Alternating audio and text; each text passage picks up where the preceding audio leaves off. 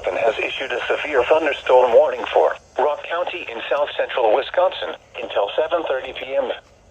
At 6:37 p.m., severe thunderstorms were located along a line extending from near Brookline to near Footville to 6 miles southwest of Rockton, moving northeast at 45 miles an hour. These are destructive storms for Evansville, Brodhead, Janesville, Beloit. Hazard, 80 miles an hour wind gusts and quarter-size hail. Source, radar indicated.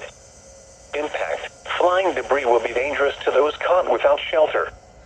Mobile homes will be heavily damaged. Expect considerable damage to roofs, windows, and vehicles.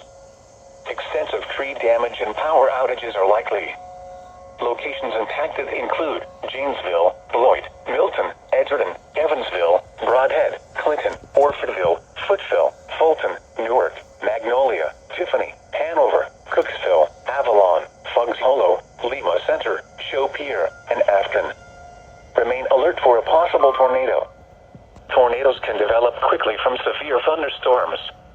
If you spot a tornado, go at once into the basement or small central room in a sturdy structure.